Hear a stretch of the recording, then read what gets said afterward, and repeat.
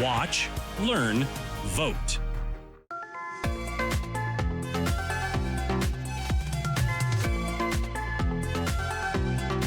You're watching Rogers TV.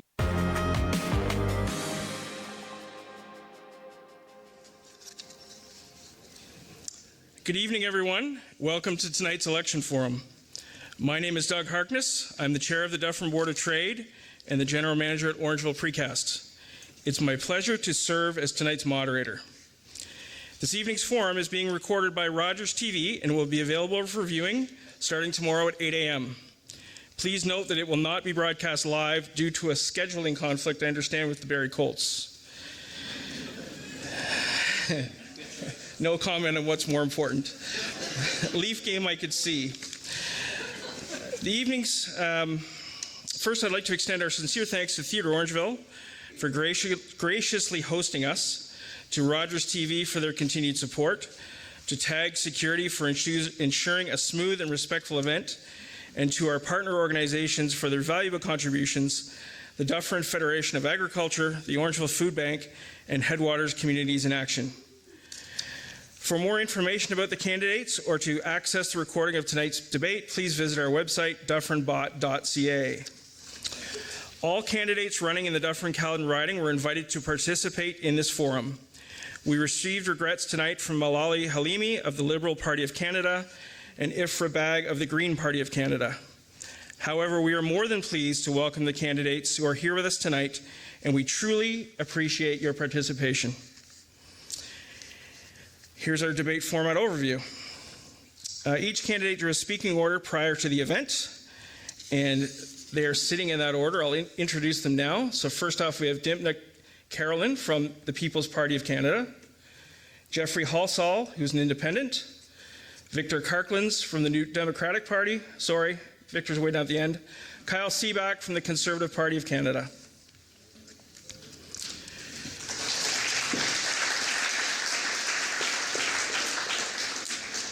Very soon, each candidate will have up to 3 minutes for their opening statement.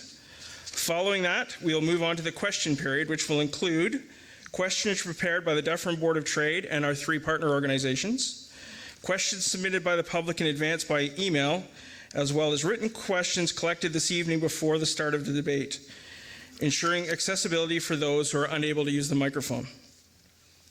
We'll also, of course, be taking live audience questions. If you'd like to ask a question, please line up at the microphone right here in front of me and wait to be acknowledged before speaking. Each candidate will have the opportunity to answer all questions with responses following the predetermined speaking order.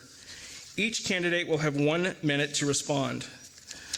As we approach the end of the 2-hour time slot, or once all questions have been addressed, each candidate will be given 2 minutes for closing remarks. We're thrilled to see such a strong turnout tonight, especially on this nice Canadian spring weather. Your presence here reflects the importance of this election and your commitment to casting an informed vote. Before we begin, we kindly ask that all audience members respect the audience code of conduct, which is posted throughout the venue, and I will read it now aloud. Focus on ideas, not individuals. Personal attacks will not be acceptable. Please direct your questions and comments toward the policies and ideas under discussion rather than individual candidates. We're looking for respectful engagement. Attempting to disrupt or prevent any candidate's response will not be permitted. We encourage you to listen attentively and allow each candidate the chance to respond fully. We'd like to maintain a civil environment. Yelling, booing, or any other outbursts will not be tolerated. Let's keep our energy positive and respectful. Use appropriate language. No foul or offensive language, derogatory comments, or insults will be permitted. We expect all participants to communicate respectfully. Moderator's authority. The moderator is here, that's me, to ensure that the discussion remains fair and on track. Please respect the moderator's direction. Only the moderator controls the floor and will decide which questions will be addressed. Additionally, we have a representative who will not hesitate to cut the audience mic should any of these rules be violated. The Dufferin Board of Trade reserves the right to ask anyone who violates these guidelines to leave the facility immediately. And I'm sure we're not going to have any trouble with that. We just want to have a lot of fun. The live debates are way better, and so I think if we can all approach them in a respectful manner, we'll keep doing them this way. So with that, let's begin with our introductions. So we'll start with Dympna Carolan from the People's Party of Canada. Hello there. First of all, I would also like to acknowledge the Dufferin Board of Trade for hosting the All Candidates debate in the true spirit of democracy. My name is Dympna Carolan. I'm your People's Party candidate representative for the federal election. I've lived here in Dufferin Caledon for over 30 years. I'm a mother to two amazing children, one who blessed me this year with a grandson, so I'm a grandmother. I work in finance in the private sector. I love Canada. I love the area. It has given me a great life. And my standard of living, though, that I have enjoyed in my lifetime most likely will not be passed down to my children and my grandchildren. And that breaks my heart. And I would say that's why I'm here. I founded the PPC in 2019. I found the PPC in 2019. I love their founding principles of freedom, responsibility, fairness, and respect. I'm honored to introduce the platform to you if you've never heard of us. We're a small grassroots party. Our platform is mostly the same since its birth in 2018, and I believe we have a strong platform that's based on values and ideas, not polls. Here are some of our policies. Immediate moratorium on new permanent residents until we can cool down the housing, economic, and social crisis that is being caused by mass immigration. Then reform the immigration system to benefit Canadians, which in return will benefit immigrants. Work with the U.S. to end trade barriers and ignite growth. Downsize the bloated and ineffective federal government, stop the federal overreach into our provinces and bring autonomy back to the provinces, lower taxes, end corporate handouts, remove inter-provincial trade barriers and free our national economy, build internal pipelines to improve the economy and our job market and reduce our dependency on foreign oil, scrap all agreements with the United Nations like Compact on Migration, the Paris Climate Accord, and all other social globalist goals. Stop the grants for globalist organizations, funding groups that promote radical gender ideology, stop funding war, and return to position of a peacekeeping nation. Focus our resources on our own national security to ensure our independence and strength. Abolish the dairy and poultry supply management cartel. These ideas are not just lip service. They've been well thought out. I encourage you to look at our website, and they're all laid out there. They were initiated originally by our leader, Maxime Bernier, a former conservative. Thank you, Dympna. Oh, thank you.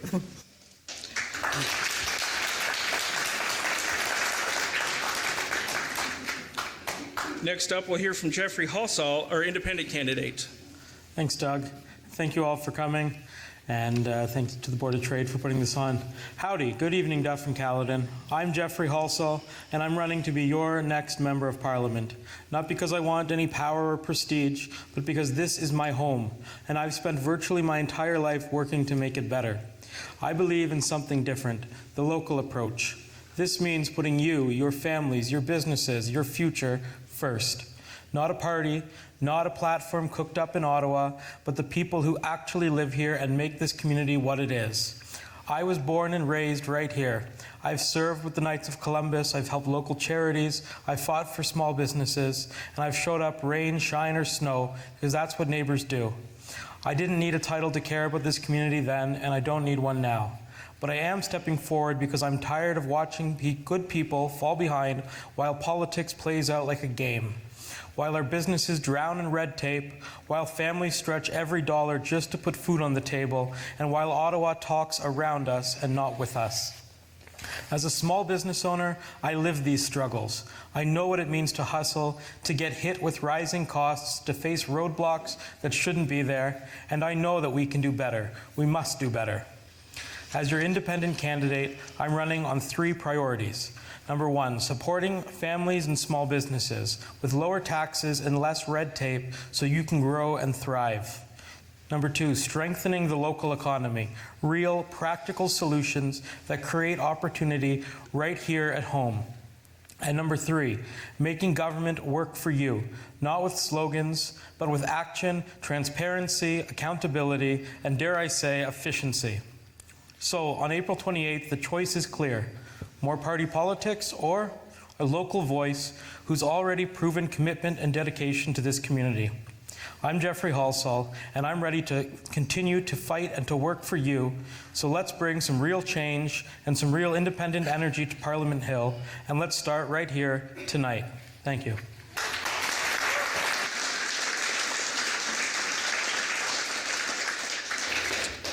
Thank you, Jeffrey. Next up, we'll hear from Kyle Seeback from the Conservative Party of Canada. Thanks very much, and thanks everyone for coming here tonight. It's been just the honor of my life to be your member of Parliament for the last 6 years. I've tried to work really hard to earn your trust because I agree with Jeff. All politics is local, and it really starts here.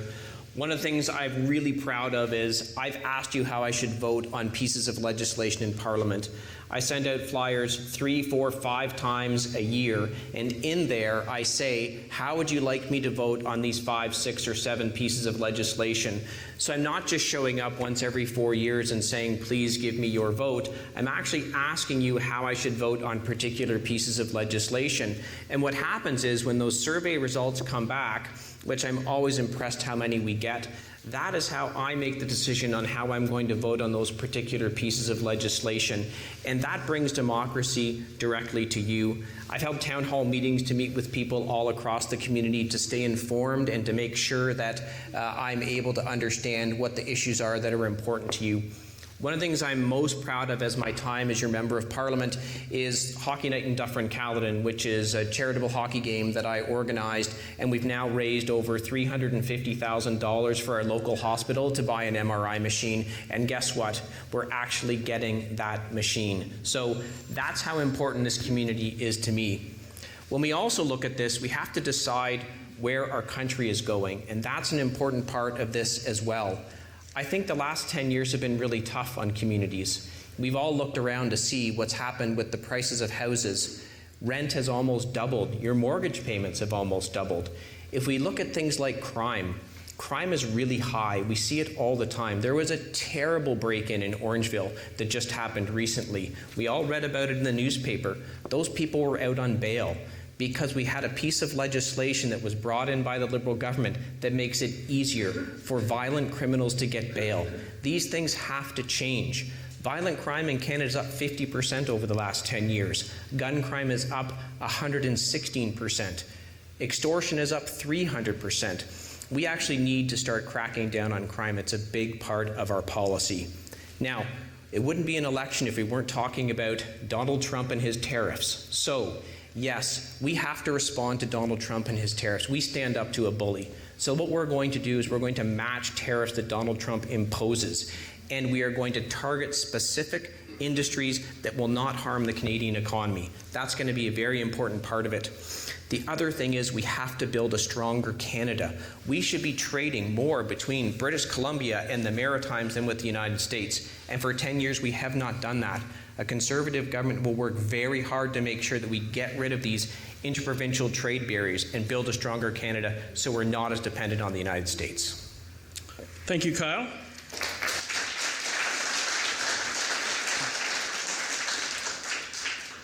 Next up, we'll hear from Victor Karklins from the New Democratic Party. Hi, everybody. Last but not least, my name is Victor Karklins, and I'm representing the NDP this year. Thanks so much for coming. Really appreciate everybody being here. If there's one question that I've been asked more than any other, it's why am I running? Why did I get involved in this? Why am I running as a candidate? After doing my MBA, I learned how economics, financial systems, national and international markets worked. After working for a municipality in a region that had 2 industries, farming and manufacturing. After working for an ISP that was trying to bring internet to underserved rural communities. And after working as a professor whose job it was to just teach all the things that I knew, after all that, I couldn't sit idly by. And especially after all these things that I've learned, all these things I've done, all these things that has been my job, is exactly what we're needing now. That those industries, those pieces, those things that I've learned, those lessons over life, are really things that we need right in this moment and in this community. So after all that, I couldn't just sit and do nothing. And the only thing I'm not very good at is being a politician. I have a nasty habit of telling the truth, even when it's inconvenient and not very helpful. So it's one of those things that I can't help. But I knew I had to do something. So even if I just get to be a voice for a month, even if I just get to be a voice for those who have concerns for just a few weeks, I knew that I had to do that to help present some of these solutions, to present some of these things that I know, and be a voice for the people who didn't have a voice.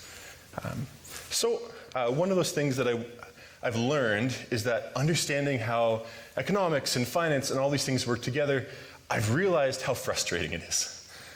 For example, so they raise interest rates, right? So central bank, they move things around and they say, oh, so sorry, the interest rates have gone up. That was the point. The point was that they raised the interest rate to reduce inflation. The point was it would hurt. And then they turn and say, oh, I'm so sorry that hurt. We had no idea that would happen. That's actually exactly why they did it.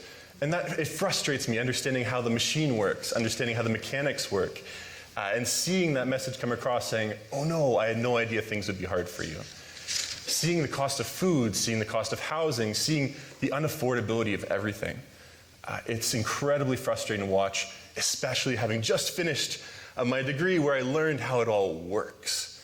So I want to bring to the table everything I can to help speak for you, to help speak to the needs and the affordability and the requirements of this community in the best way I can.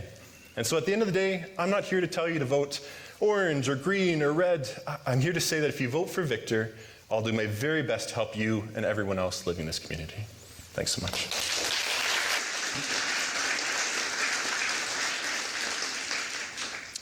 Thank you, Victor. Now, before we get a stampede up to the microphone here, I'm going to start with 4 of our partner questions. During the provincial candidates debates, we didn't get through them all, and they pay the bills. So we're going to ask a few of their questions first and try to ease into things, and then we'll take some live questions. So we will start with Jeffrey. From the Dufferin Federation of Agriculture, how do you plan to support the farming sector in maintaining a secure and stable domestic food supply for the long term, i.e. full funding of RMP? I'm all for farmers.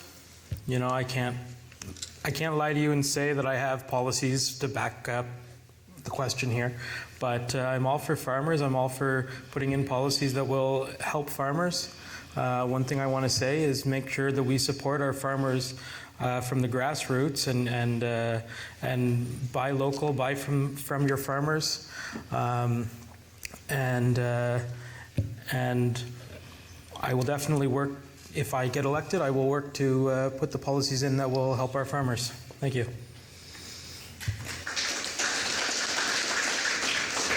Thank you, Jeffrey. Kyle Seeback. So what I think a lot of people probably don't realize is agriculture and agri-foods are still the largest contributor to GDP here in Dufferin Caledon. It's the most important sector here. And one of the things we absolutely had to do was get rid of the carbon tax, which I fought aggressively after meeting with farmers and seeing $100,000 carbon tax bills and being told by the government it doesn't have an effect on farmers. So getting rid of the carbon tax, which we fought for 2 years, has been a major boost for our farmers. But we also have to do something with respect to the BRM programs. The BRM programs are just way too complicated, convoluted. Some farmers actually have to get consultants to come in to help them put together their application for the business risk management program for when they have a bad year. This has been brought to the attention of the government multiple times and nothing's been done. So we absolutely have to do that as well. It's a critical part of that. And yes, we should always buy local and support all of our local farmers. Oh, and I support supply management.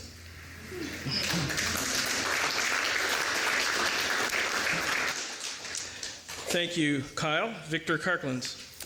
So I grew up right here in Orangeville, watching plays, sitting from those seats.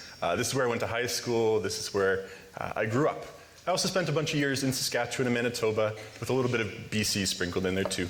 And one of my roles was working for the city of Morden, where their main industry is farming.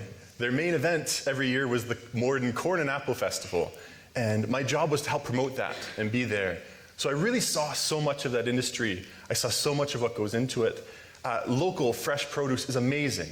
It helps with affordability, it helps with freshness. You're not paying for gas to transport it everywhere. I see that going hand in hand with affordability. If we can buy more local, if we can get local farmers, stock our grocery stores with local produce, stock our food that we eat and consume with the things that are grown right here, I think that fits right in with the NDP's affordability push, and it helps support the farmers in what they need. Thanks so much.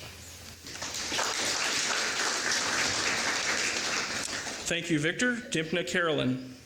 Hi, the PPC would address those issues simply with our policy of reducing corporate tax, which would also affect the farming corporations, lowering taxes to all businesses, which would help encourage resilience and increase productivity, give them, free up more money for them to be productive.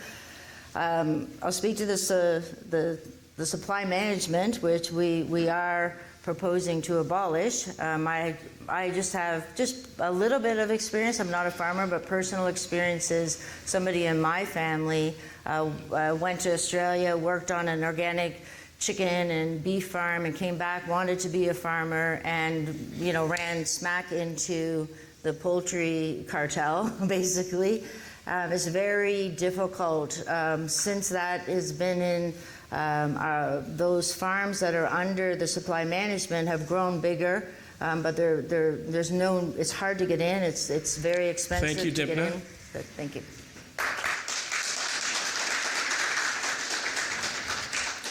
Victor, I have to work really hard to stay neutral, but I don't think I've watched one of these debates from in the audience since high school.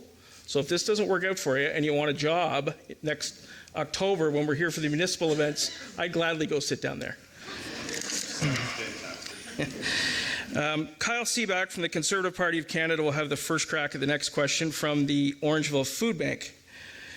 Do you believe food banks should be a permanent fixture in Canada? If not, what policies has your party committed to that will eliminate the need for them altogether? I love the people that work so hard at the food bank and the work that they do, but it's a real shame that we have food banks in Canada at all. What's even more of a shame is that almost 2 million Canadians now visit a food bank every single month. It just wasn't like this 10 years ago. It just honestly wasn't. The cost of living in this country has gone up so much that it's driving people to the food bank. So people who used to actually make donations to food banks are showing up at food banks. This is sort of the economic catastrophe that we're living through after the past 10 years. So the first thing we have to do, actually, get the cost of living down. And we have to improve the Canadian economy. We've got a great plan for that. We're going to build the country from coast to coast to coast. We have shovel-ready development zones to get mines and pipelines going. We're going to improve our manufacturing. The best way to get people to not use a food bank, number one, get the cost of living down. Number two, make sure all Canadians have good paying jobs. Thank you, Kyle.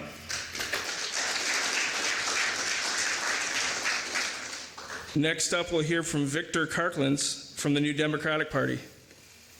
One of the big things is that time and time again, the NDP believes in you should be able to work one job and have food in the fridge.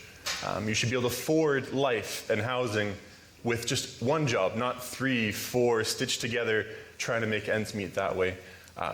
If you're working hard, life should be affordable, and it's not right now. And I think that really resonates across the community. And as somebody who, I'm sitting here in a suit now, but I have driven by the food bank at times gone, do I need to stop in? I don't know, can we make it to the end of the month? It's a real thing. And that's while I was studying to do my master's of business administration.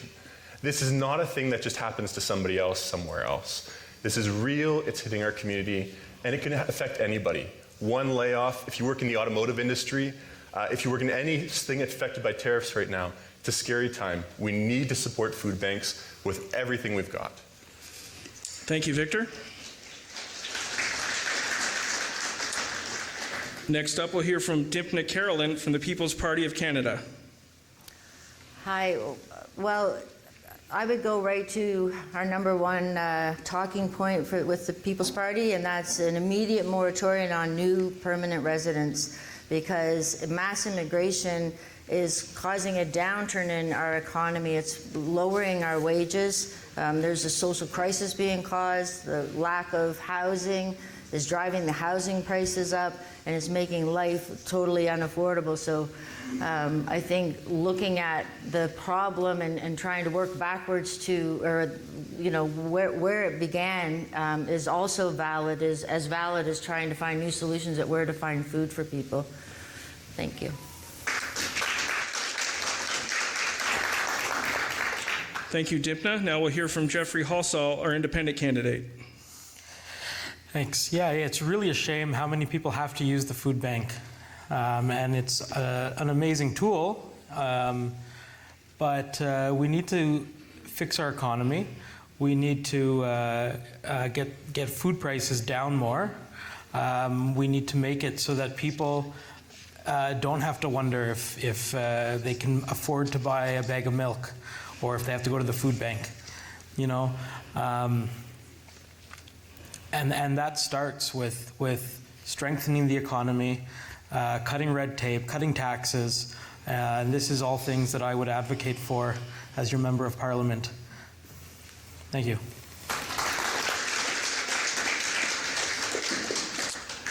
Thank you, Jeffrey. Victor Karklins from the New Democratic Party will have the first crack at answering the next question from Headwaters Communities in Action. Community organizations play a vital role in strengthening social infrastructure, delivering essential services, and making communities thrive.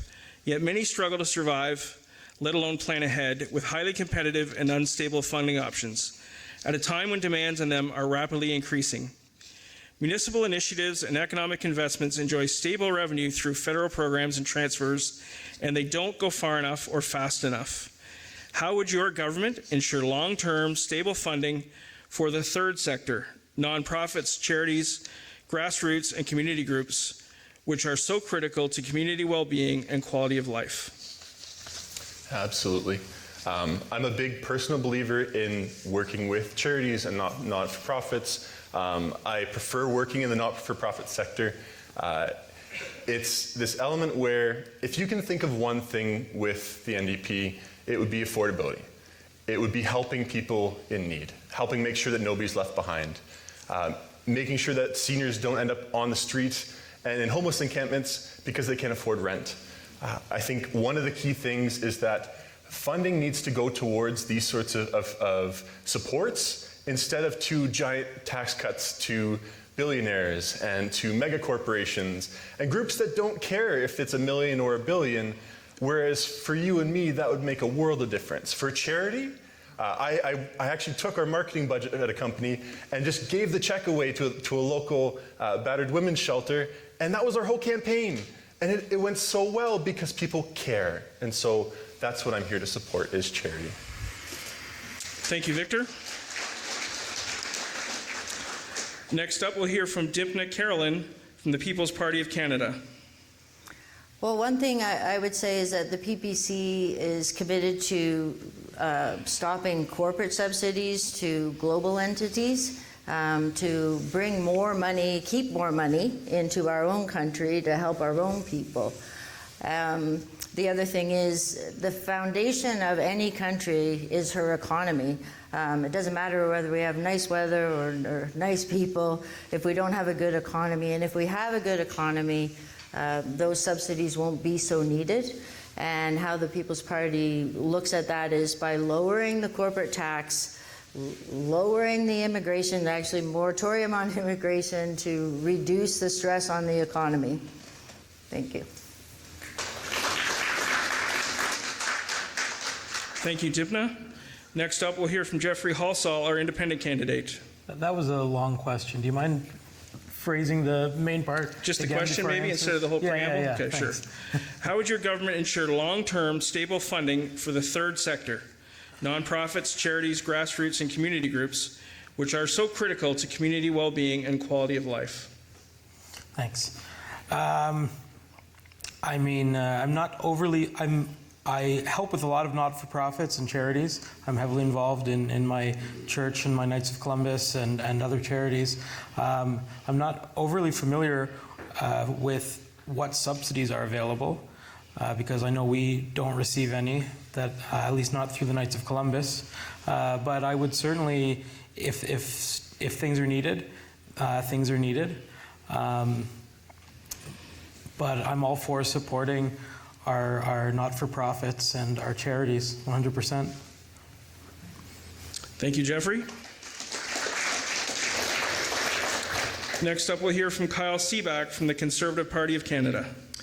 I appreciate the question, and I understand the challenges that not-for-profits and charities are going through right now. It's the fact that the people who used to give are the people who are actually needing the services of charitable organizations and not-for-profit organizations. I think the answer isn't to try and figure out whether or not the federal government should set up programs to fund every charity and every not-for-profit in the country. What we actually have to do is get back to where we were 10 years ago when people actually had the money to give to charitable organizations and not-for-profit organizations. What we're going through right now is a real cost of living crisis all across the country. I've seen it. I've been traveling coast to coast. The answer isn't that the government should spend more because we have a problem with government overspending, which actually adds to the cost of inflation, which adds to the issue of affordability. So what we have to do is supercharge the economy, make sure people are earning very good paychecks, and that the cost of houses come down, affordability comes back, and then people will be able to give. Thank you, Kyle.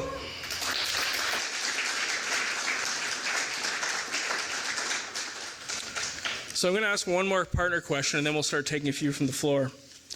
So this one, first crack at it will go to Dympna Carolan from the People's Party of Canada.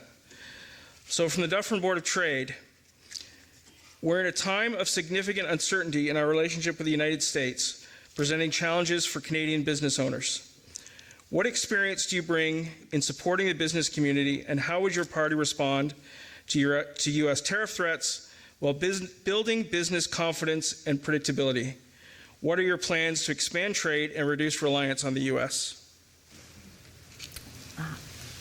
Okay, well, the PPC response is to not fight with our biggest trading partner. The U.S. is our biggest trading partner by a landslide. 75% of all the goods produced here in a year are exported to the U.S. Many businesses that I've worked with, I worked in the private sector, work closely and depend on the U.S. They're partners, they're our friends, they're our allies. They've been our trading partner for a long time, and they're going to be our trading partner in the future. We're not replacing them. The PPC proposes to address the U.S. concerns of corruption that within our country, imposing an immediate moratorium on immigration, along with the deportation of all illegals, own up and take responsibility for Canada's role in the transnational organized crime and illicit drug trafficking, including the exportation of fentanyl through our ports. Work with the U.S. as they ramp up against cartels and criminal operations rather than yell and scream at them. Thank you, Dympna.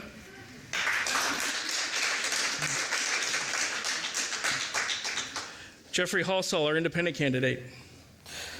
So I work every day with mostly small businesses, medium-sized businesses, and I see the struggles that they face every single day.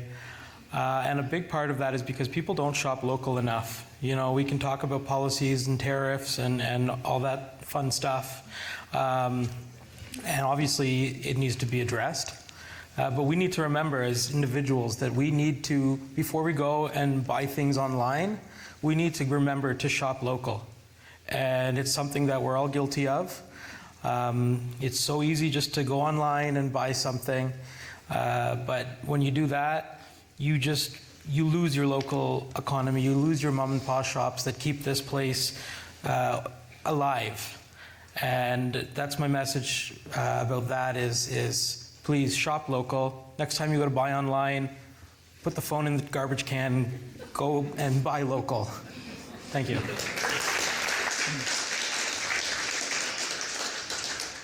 Thank you, Jeffrey. Kyle Seeback from the Conservative Party of Canada. Very hard question to answer in a minute. So I've been the Conservative Shadow Minister for International Trade. I understand trade with the United States very well. Number one, we have to stand up to Donald Trump on tariffs. We will match tariffs dollar for dollar, but as I've said, they'll be very targeted. Number two, we have to break our reliance on trade with the United States and reduce it. So 70% of the Canadian economy is based on trade. 70% of that goes to the United States. That's 49% of our economy is trade. So two things. One, we have to do a better job with our existing trade agreements. For example, with our trade agreement with Europe, we still can't export beef or pork to most of Europe. Why? Because they've got these non-tariff barriers in place, and the current government's done absolutely nothing to remove it. The beef farmers here know they've been trying to do it for a while. The government's done nothing, and that's across a whole host of our trade agreements. Number two, we have to build Canada. If we build a stronger Canada, if we're building mines and pipelines and manufacturing facilities, we'll create such a strong economy and internal trade, we'll be less reliant on the trade of the United States.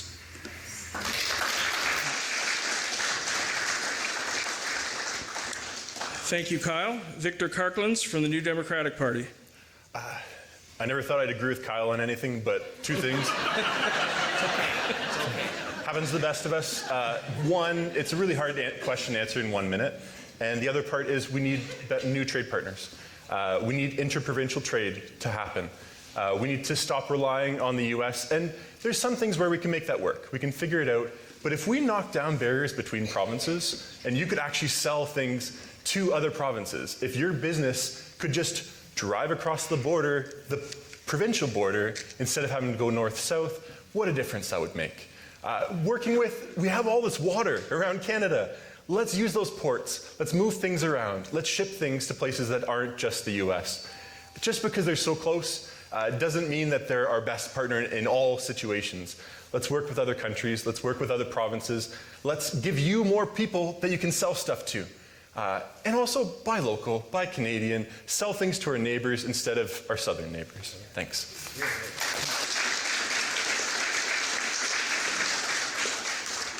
I'm happy to take some questions from the floor if there are any, or I've got several hundred more here. Diana, I had an idea though before I start, and I don't want to forget. We're doing a fundraising brainstorming session for the Board of Trade next week, and I think we could sell extra time to the candidates to answer questions. So, if they wanted 2 minutes, like $20 seem reasonable. I think that's fair. So yeah. So I think that would be great. That's what we'll do next time. Okay. To the mic.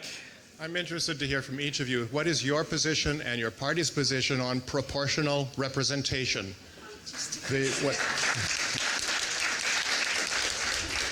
I sense a lot of people understand what it is. It avoids the policy lurch of one party doing their opinion and then a different party get a majority and they do their opinion. You get more balanced decision, more cooperation instead of confrontation, and more satisfaction. People think their votes are heard. What will you do to bring in proportional representation across Canada? And sorry, I should have announced it first, but Jeffrey, our independent candidate, you're up first. Thanks.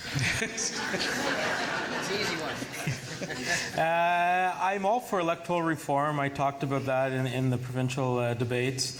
I haven't looked into all of the different options, but this proportional representation seems to be something that can work in places. And it's definitely something I would look into. I know that I hear all the time how frustrated people are with our electoral system, so something needs to change. And I would absolutely look into what the best change would be. Thank you, Jeffrey. Kyle Seeback from the Conservative Party of Canada. You must be from Fairvaux, Canada. Is that correct? Yeah, I knew it. Look, I wish I could say I like proportional representation. Unfortunately, I don't, and I'll tell you why I don't. Number two, I think it leads to more frequent elections and less stable governments. I know you don't agree. I've met with Fair Vote Canada many times, but that's my view of it. Number two, what happens is you end up with the parties controlling the list of the candidates that can run.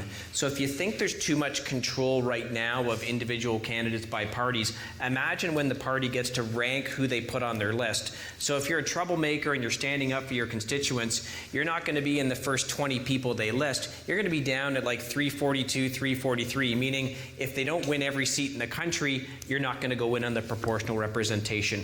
I think it's a wonderful idea, and there may be ways to make it work. I just unfortunately don't see that there are that will actually make the kind of improvements you want. Sorry.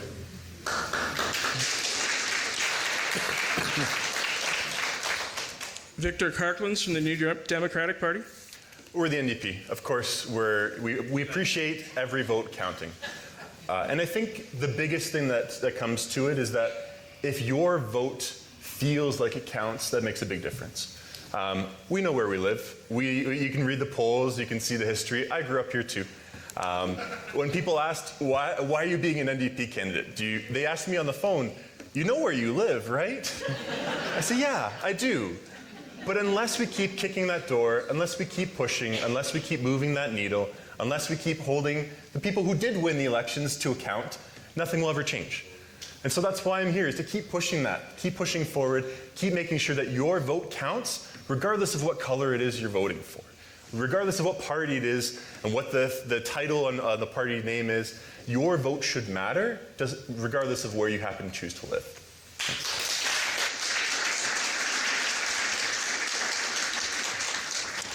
Thank you, Victor. Dympna Carolan from the People's Party of Canada. I'll be honest, I do not know if the People's Party has a policy on this, so I would assume that it leans towards representation because the basis of our party is about the people having a voice. I apologize. I didn't even look at it. I didn't even look for that issue, so I'm not going to BS you.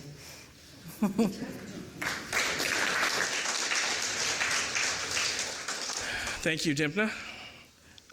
Kyle Seeback, you'll have the first crack at the next question from the floor.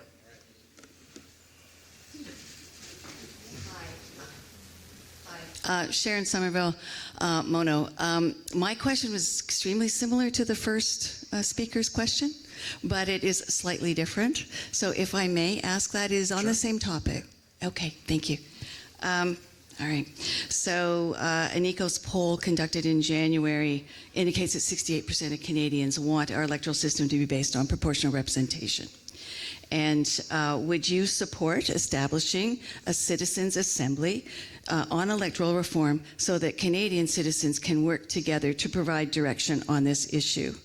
And I would just like to say that Kyle was actually talking about one form of proportional representation, and there are many others which would be more suitable for Canada. Sorry. Okay. We've talked many times about this, so I think we both know where our positions are. I would say on a citizens' assembly, it depends. Right? It's going to depend on how it's constituted, who's making the decision on who gets to be in the Citizens' Assembly, what are the powers of the Citizens' Assembly, all of those kinds of things.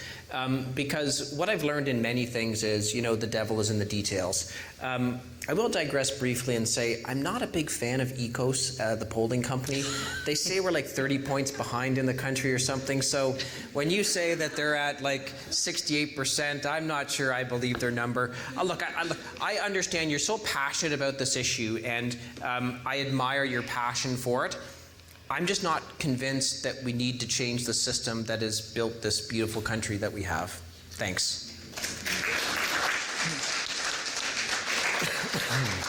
Victor Karklins from the New Democratic Party. Sharon, your question should count too, even if it's similar to somebody else's. And I think one of the things that struck me was I watched Justin Trudeau's kind of farewell speech as he stood at the podium and talked about his one greatest regret was that, we could not have, his biggest regret was that he didn't put in some form of proportional representation.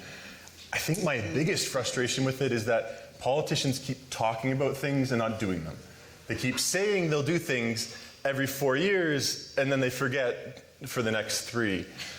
We need to actually do what we say, and that's one of the things that I would love to bring to the table, is to actually say, yes, your vote needs to matter and count, and I'd be happy to push for that, and push quite fervently, actually. Thanks so much.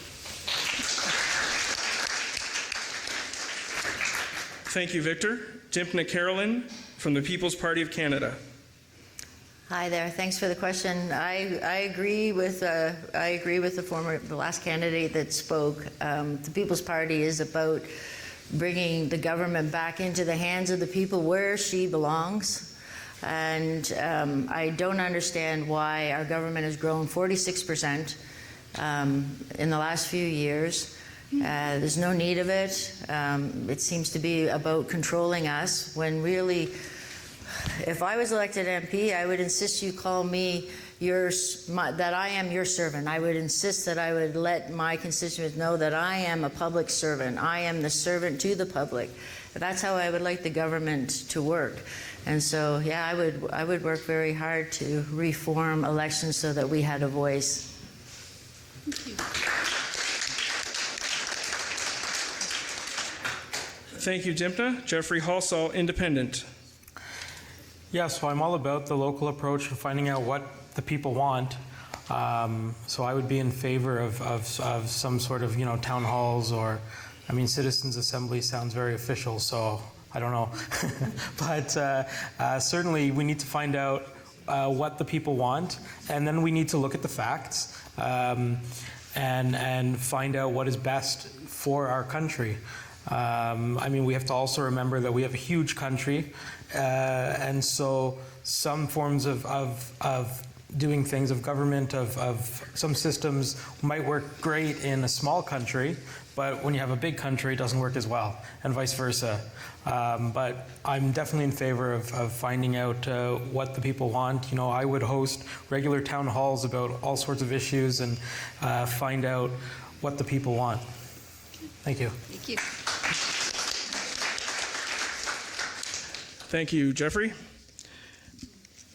Victor Karklins from the New Democratic Party. Can I just say NDP? Is that okay? Mm-hmm. From the NDP, we'll have the first crack at our next question from the floor. Well, my question is for all the candidates standing there. My name is Nick Gristo. I've been a businessman in this town for about 56 years. It's an unfortunate situation that I have. I pay, like I said, I only get $18,000 in pension. That is a shame for somebody that worked 56 years in business, and I still have to do the other work today to survive, because I'm paid $7,000 in taxes on my house. Then I don't want to get into the hydro, the water, the sewer, and so forth. So my question is to the candidates, what are you prepared to do for the seniors residents like myself?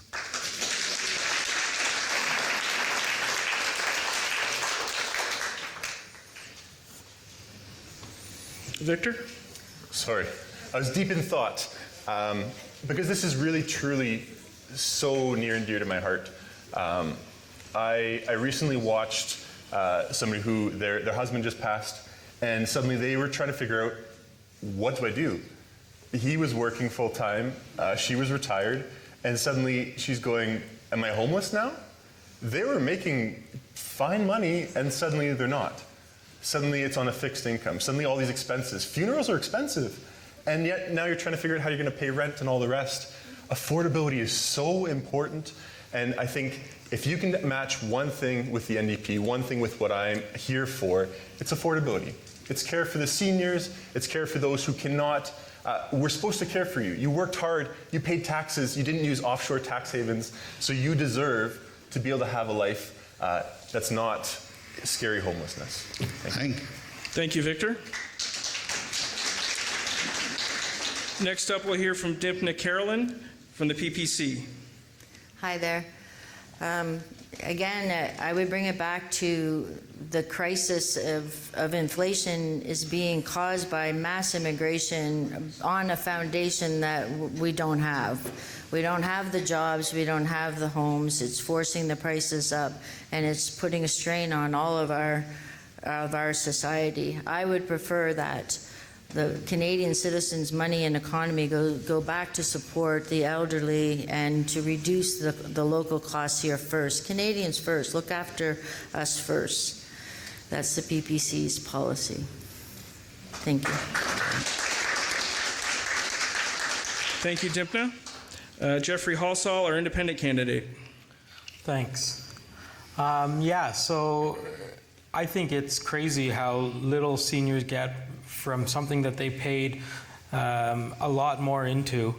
And I think on top of that, someone can correct me if I'm wrong, but I believe that there's income tax also on CPP and old age. And I think that's absolutely ridiculous. Why are they getting charged income tax on their pension? Like that's you know, this is not a private pension that they're getting from their union or from their job, that they're getting a lot of money, and you know, this is coming from the government, something they've paid into, and they're getting taxed on that as if it's an income, and it's already a tiny amount of money that most seniors cannot live on.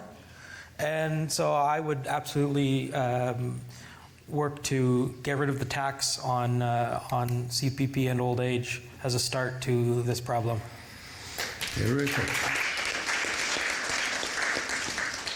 Thank you, Jeffrey. Kyle Seeback from the Conservative Party of Canada. Nick, can't help you on the property taxes, unfortunately. But one of the things we know is, and I'm going to agree with Jeffrey here a little bit on the taxes. It's interesting. A lot of seniors actually do want to have some part-time work. I've noticed that. I don't know if you do a little bit of part-time work. And the crazy thing is that your money gets clawed back, right? The government claws back your CPP, your OAS, your GIS as a result of working. So actually, one of our big pledges is this. Seniors are going to be able to earn up to $34,000 a year tax-free. So that's going to include your CPP, it's going to include any part-time work. That's going to put a lot of money back into your pocket. And of course, we got to deal with the challenge of affordability, right? Which is what's going on with groceries, which is what's going on with interest rates, all these kinds of things. We have a plan to tackle that as well, because we have to get the cost of living under control, put a little more money in your pocket. All these things are going to make a big difference. Thank you. Thank you, Kyle. Thank you, Nick. Okay, thank you. Dympna Carolan will get the first crack from the People's Party of Canada. The next question from the floor, and then I'm going to start sprinkling in a few of our partner questions. I want to make sure we get through them all. Give me 1 second, please. Kyle, can I ask you a water, please? Thank you very much.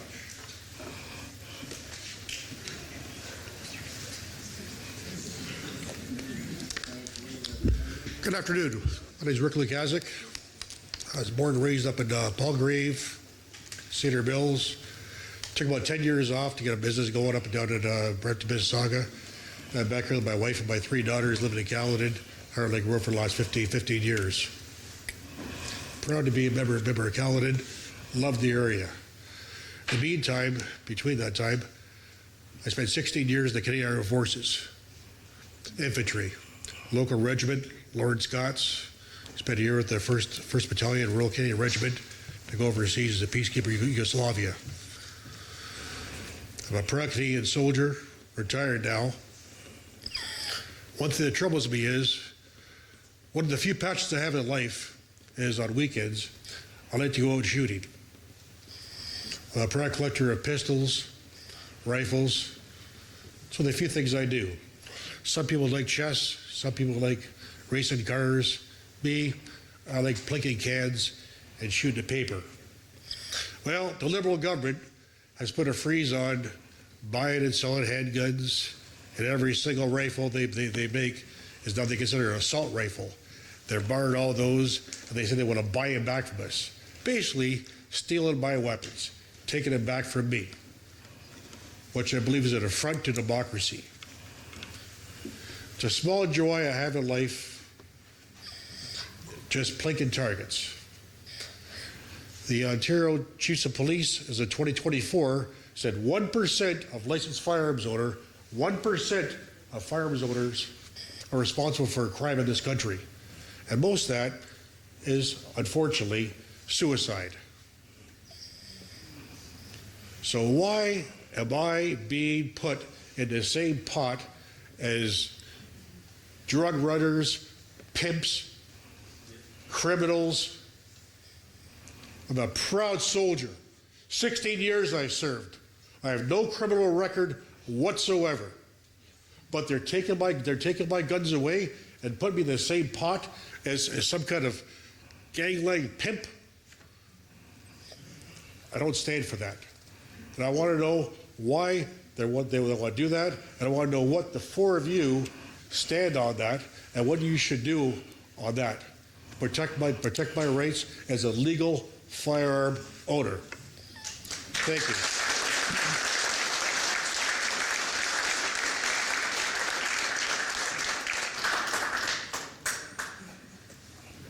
Well, the People's Party is right there with you. We believe in the right to own property. Gun owners who legally obtain, go through all the requirements, have legally registered guns, should not have their guns taken away at the whim of whatever government gets in. That's a slippery slope, right? What will the government decide we shouldn't own next?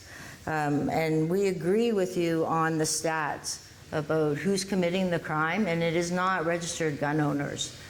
And so lies like that are what the People's Party is against, and we're very much interested in supporting the right to own property, supporting good gun laws, not taking registered guns away from registered good gun owners.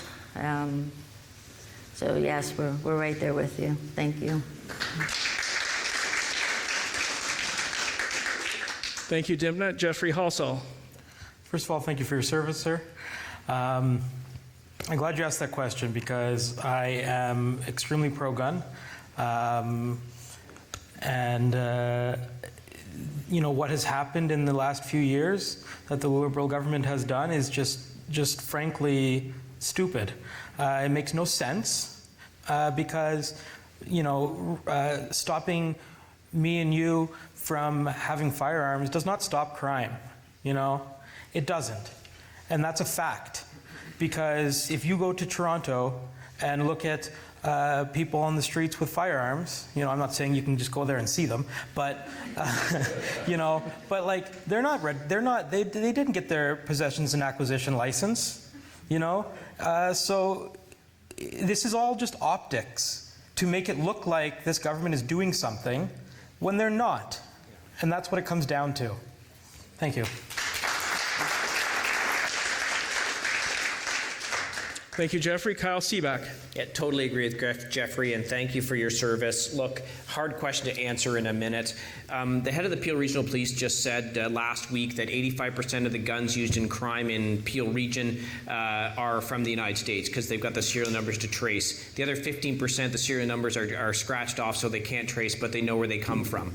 So what the government is doing by targeting law-abiding gun owners is all smoke and mirrors. So the gun buyback, which is estimated to cost $5 billion to buy back the guns of law-abiding citizens, is just, I'm sorry, I'm going to say it, it's asinine. What we should be doing is taking that money and funding our police and funding our borders to stop the flow of these illegal guns. What's even worse is this. The Liberals have taken these things through what's called OIC. They're making changes to regulation. They're not even doing it in Parliament. That's what they're doing. So it's a terrible thing they've done. It's all optics to say, oh, that gun looks scary, we're going to ban that, and it does nothing for community safety. We will reverse everything they've done on this.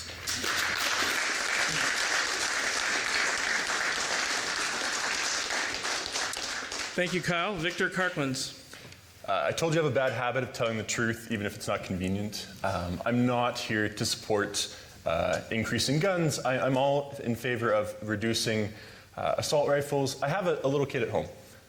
My goal is to help him grow up safe, help him not have to do active shooter drills. We've seen in the States what giving everybody a gun looks like. I have no desire for that to be what Canada looks like. My goal is not to figure out some type of arbitrary line to move around. My goal is for people to be safe. I have friends who like hunting, who like exploring, who like doing all those things, but I don't personally believe that you need an assault rifle to do that. I think there's lots of great ways to enjoy great sports like hunting without some of these weapons that also have these. In the States, we've seen the damage it causes. We've seen kids being afraid to go to school, and I have no desire for that to be what it looks like here. Thanks. Thank you, Victor. Thank you, Victor. And just bear with me, I'm going to sneak in a partner question, and there's no way I'm cutting off Nick, and there's damn well no way I'm cutting off a Canadian soldier. But please keep your preamble short, because we want to get to a lot of questions. So from the DFA, what policies will you implement to encourage stable trading environments and access to diversified markets for Canadian agriculture? Jeffrey. You get the easy ones. Oh, good. Like I said before, agriculture is a huge part of this community, frankly, and our country. You know, I grew up around farming, not on a farm, but my father grew up on a farm, and I grew up around farms and farmers and that environment, and so this is not something that I would neglect, for sure. You know, I was just speaking with a farmer today. I encounter farmers regularly in my life, and so this is, I might not have answers on what my policy would be today, but, I can tell you that it's something that I do care about a lot. Thank you. Thank you, Jeffrey. Kyle Seeback from the Conservative Party of Canada. One of the great pleasures I've had is in the last 6 years is getting to know our farming community really well and understanding the issues. So we actually have free trade. If you take out India and China, where we'll never have a free trade agreement, we actually have free trade with about 90% of global GDP right now. The problem for our farmers has been that there's what's called non-tariff barriers that is really preventing access from our agricultural products within the existing free trade agreements, whether it's with the United States, whether it's with Europe, whether it's with CTPPP. This is the real problem. Countries come up with these sort of fake and phony sanitary and phytosanitary conditions and say, therefore, your durum wheat can't come into Italy. Or, we don't like the carcass wash you're using for beef, so your cattle can't come into the UK. We think all your pigs need to be tested for trichinella, which is ridiculous and increases the cost for the pigs, so we have no exports of pork to the UK. We need a government that's going to stand up for farmers and get rid of these ridiculous non-tariff barriers.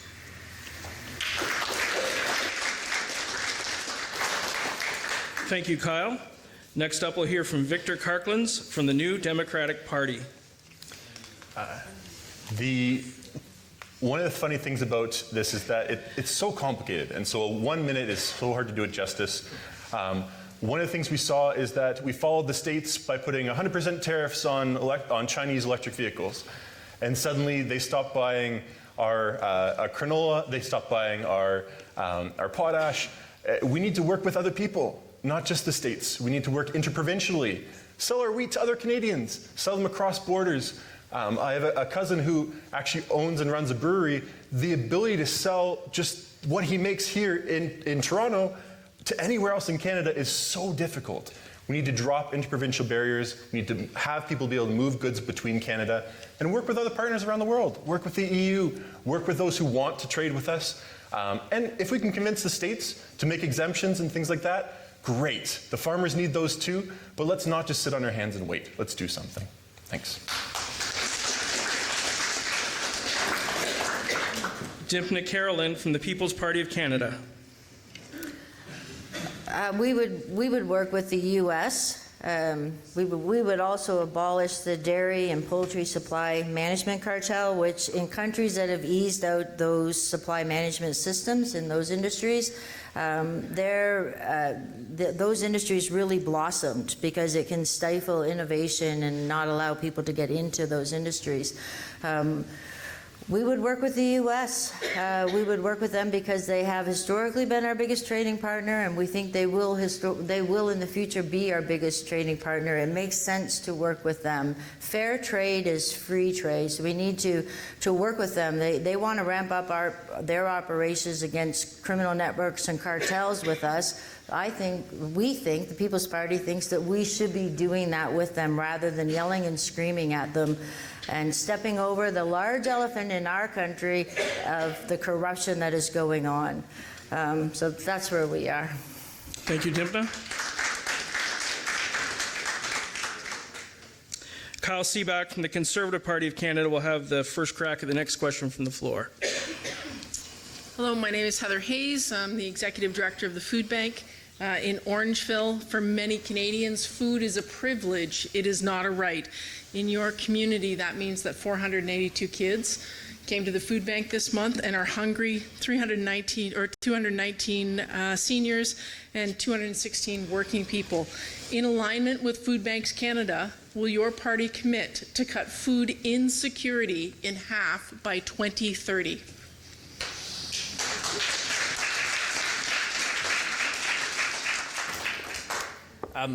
I don't know how to define what food insecurity is and what the percentage of people in Canada that have food insecurity.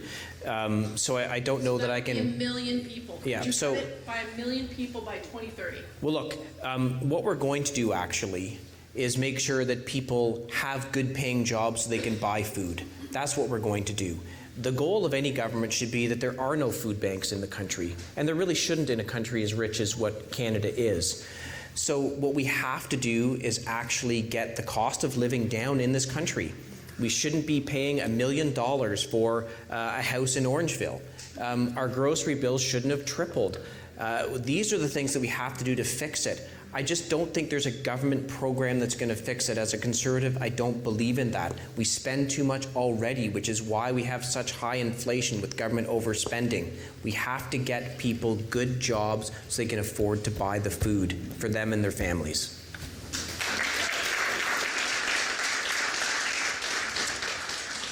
Thank you, Kyle. Victor Karklins from the NDP. I love these questions. Food insecurity is such a huge issue. Hearing 482 kids who don't have enough food breaks me, absolutely breaks me. You should be able to have one job, should be able to pay for your home and your food. I don't see why that shouldn't be the case. If you're working hard, you should be able to afford a place to live and food to eat. And the NDP, the goal is to not leave people behind. The goal is there's lots of people who have too much to eat. Let's tax the ultra-rich. Let's tax the people who have billions, who are figuring out how to store things in offshore tax havens.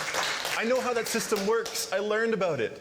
I understand how that works. It's infuriating. There's so much money that's not being taxed and collected because some of those people happen to be friends with parliamentarians, happen to be in places of power. Let's stop doing that. Let's call them to action. Let's feed the children and the seniors instead.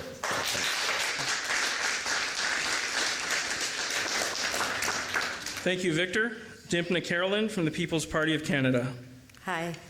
Well, the People's Party is more in alignment with the Conservative Party on this, to make a vibrant economy so people can afford food would be our mandate.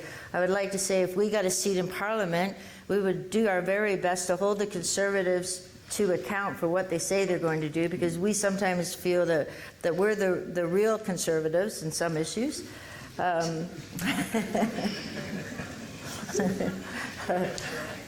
But a resilient economy is also our mandate in order to allow people to afford to be able to buy food rather than social subsidies.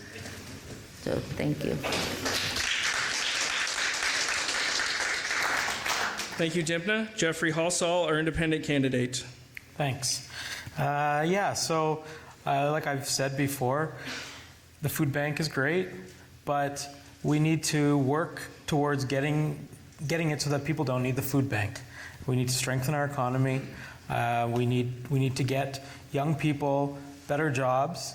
You know, for example, the trades are opening up hugely with work, but they don't want those jobs.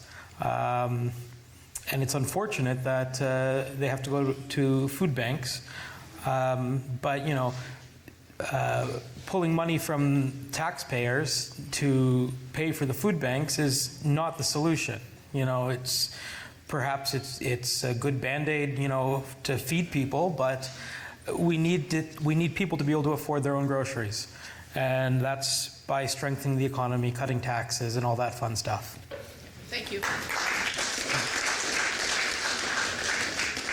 Victor Karklins from the New Democratic Party will have the first crack at answering the next question from the floor. Good evening. Is it possible for a prime minister, whatever color, to govern effectively if they don't have a security clearance?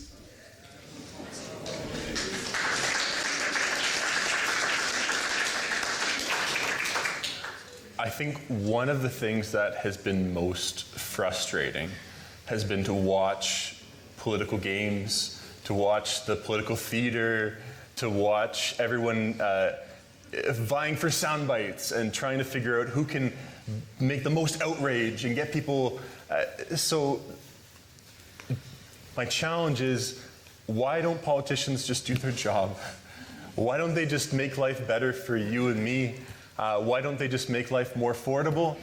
Instead of playing games for the TV, a security clearance. I worked for a company where people got security clearances. They had to go work in government to fix computers for police stations and for the federal government. It's not that complicated. So I wish that politicians would stop fooling around and actually just do their jobs. Thanks.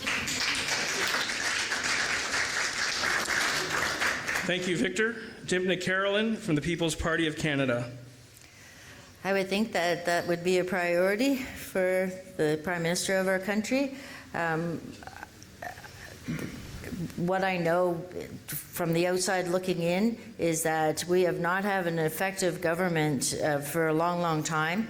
With 3 non-confidence votes, the Liberal Party basically held Canadians hostage since last fall, really. And rather than face corruption charges, they prorogue government. Now they dump somebody in for an election. We all see it. We're all sick of it. Whoever gets in, we're going to be showing up and holding them to account. So yeah, absolutely, I think there is no reason why they shouldn't have a security clearance. That would be my answer. But thank you very much. Thank you, Dympna. Jeffrey Halsall. I mean, I'm not certain what the question is based on, to be honest with you. I'm assuming somebody in politics doesn't have a security clearance.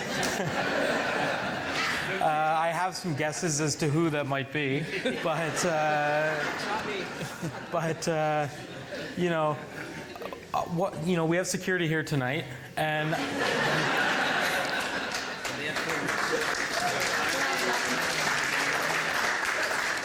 all right, am I clear from the question there?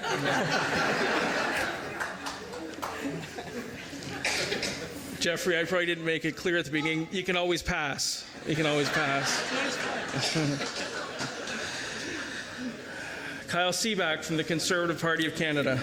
Look, I think the simple answer to the question is yes, of course, a Prime Minister should have a security clearance. But I think what you're actually talking about is whether Mr. Poilievre, the Conservative leader, has a security clearance. And what the former leader of the NDP, Thomas Mulcair, said is he wouldn't have got it because it's a trap.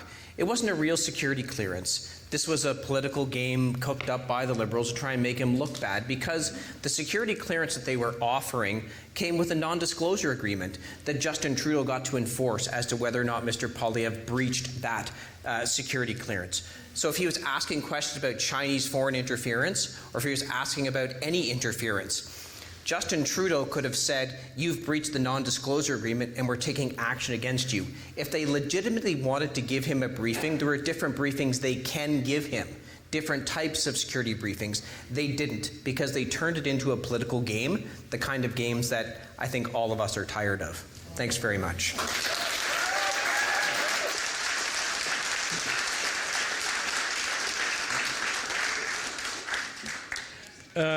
Dympna, Carolan, you're going to have the first crack at the next question from the floor, and then we're going to take another partner question. Good evening. I'm Lynette Polangdon. I'm the proud Executive Director of Family Transition Place, which is our local women's shelter for Dufferin and Caledon, and we also have, thank you. Our agency does great work in the community and does hard work. So we're known as the Women's Shelter, but we also have multiple counseling programs. We have transitional housing. We have programs in the school. So we know gender-based violence is an issue. We know that women are being killed locally in our community as well as broader across the province and our country. So the Ontario Association of Interval Houses noted in 2023 to 2024 that over 60 women and children were killed in Ontario by either a spouse, family member, someone that was known to the family. We've had women killed locally.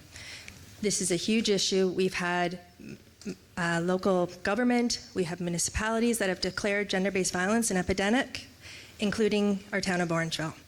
So my question to you all is, in recent years, the federal government initiated the National Action Plan to address gender-based violence. How would you and your party continue and grow a commitment to address gender-based violence, including sexual violence? Well, the People's Party policy around health, and I would assume the way I think it's a tragedy, of course, but a mental health and health issue and a community issue. So the People's Party believes that health should reside in the province. And we would right now, the federal government has their hands, and it's messy. The transfer payments go into the provincial health. There's a bit of a blame game at why it's falling apart. We think that the federal government should get out, and that health and local issues should be here, that health should be a provincial issue, and that the constituents living in an area should have a voice. They should be able to get rid of the people that are not not owning up to what they're supposed to be doing. So that would be the way that the People's Party would handle that. Thank you. Thank you, Dympna. Jeffrey Halsall. Sounds like they need security. I mean, violence is a huge problem. Things are getting worse for all people, but for women especially. I was talking today to somebody that was telling me a story about a woman in their life that is dealing with something. And I think it's, a lot of these women are very scared to speak up, and it's like they don't know who to trust. And it's tough that we have to, walk around checking over our shoulders all the time.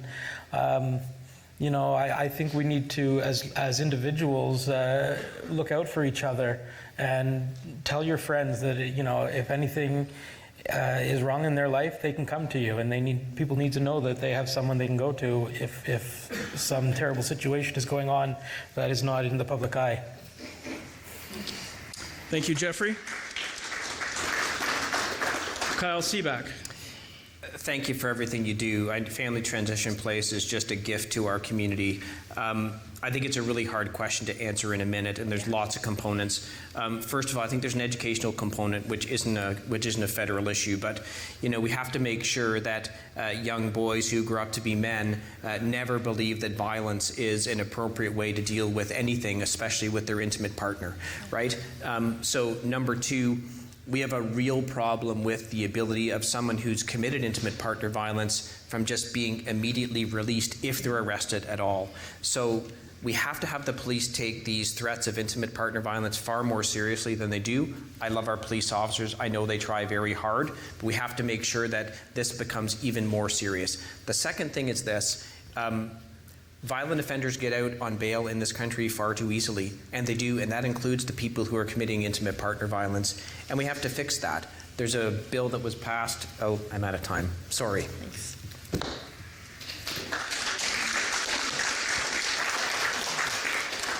Thank you, Kyle. Victor Karklins. This is a subject that's near and dear to my heart. I have a sister-in-law who works at a place very similar. and she loves her job. My favorite phone call was when I got to call a similar organization that we did a donation matching campaign to. So I've had long conversations with people. Being able to hand a giant check to a family transition place style organization was one of the so wonderful because it touched so many people. I think the one piece that I can bring to the table is that people who are in crisis, people who are trying to figure out how they're going to pay rent, people who have no food at home, are more likely to then spiral into other crises. If we can help things to be affordable, if we can help people to afford their homes, their food, if we can allow women who are in a challenging situation to be able to go and find work and pay for their own housing and food and all the rest, we would have far fewer issues, and they'd have options. And I'd love to be able to give them those options. Thanks. Thank you.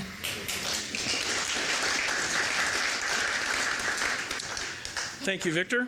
So Jeffrey Halsall, our independent candidate, will have the first crack at answering another one of our partner questions. So from the Orangeville Food Bank, what is your party's plan to confront the growing crisis in which even full-time workers, people doing everything right, are still lining up at food banks because their paychecks no longer cover the basics? Are you counting so I'm number one on all these partner questions? No, I'm not. I'll say it again, I guess. We need to strengthen our economy. We need to, you're right, these are people that are doing things right, and they still can't make ends meet. Again, like the seniors issue, why are we taxing CPP? We need to bring down taxes. We need to strengthen our economy. We need to bring back jobs for young people. We need to push the trades on the young people, not in a bad way, but they need to understand that they can have a good job if they can get into the trades. So I'm all about strengthening the economy and working from the ground up. Thank you. Thank you, Jeffrey. Kyle Seeback from the Conservative Party of Canada. Again, this is about affordability. So in our platform, we're going to cut taxes by 15% for the average family. That's going to put a lot more money back into your pocket. Number two, we've got to build houses to make housing more affordable. So we've got a big plan on this. Number one, there will be no capital gains if you reinvest that capital in the country. Imagine what that's going to do for building and development. You're not going to pay a capital gains tax if you sell something and you reinvest it in Canada to build something else. We're going to sell off 6,000 federal buildings so that they can be turned into affordable housing for people. We're going to sell off thousands of acres of federal land. We're the largest landholder in the entire country, again, so that there can be more houses built. Getting housing prices down is going to be a big thing. We're going to incentivize municipalities to reduce their development charges. We will we will pay up to 50% of up to $50,000 to reduce their development charges to get more houses built. We have to get the cost of living down and create good jobs.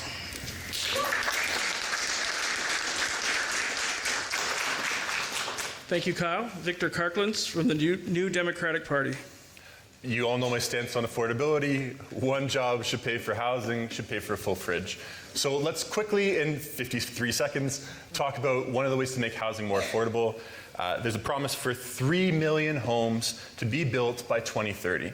That's what the NDP, that's what our platform, that's what we're pushing. One of the things that Canada used to do is build houses. The Canadian government used to build houses up until about the 80s, and then we decided to let private developers do all the building.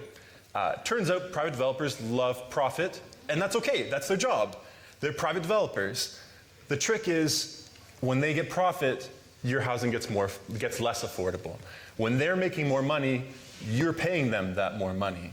So let's stop waiting for them to do something. Let's stop incentivizing them and begging them to do something. And let's just go build some houses.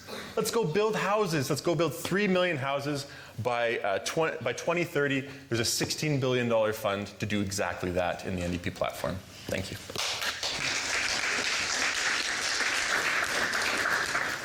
Thank you, Victor.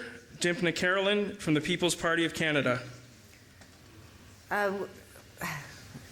When the bathtub is overflowing, you don't build more bathtubs, you turn off the taps.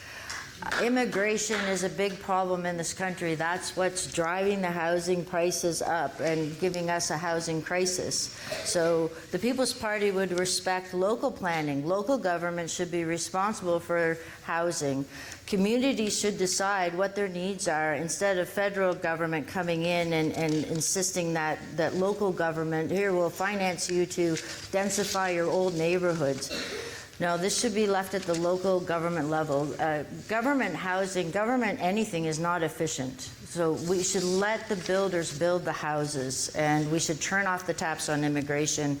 That'll cool everything down and allow our economy to get back in shape.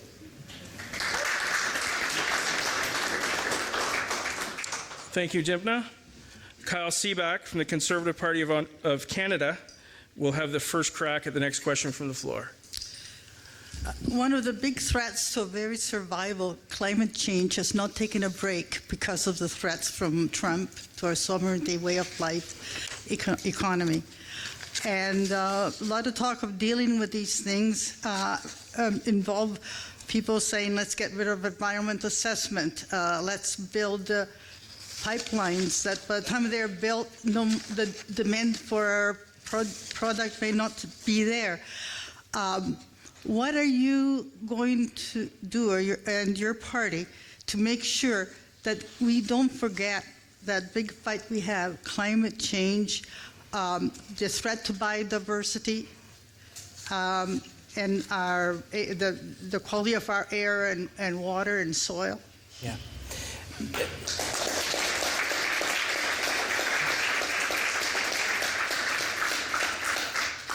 So thanks for the question. No one's going to get rid of environmental assessments. We're just saying they shouldn't take 15 years from the concept of building a mine to the first shovel in the ground.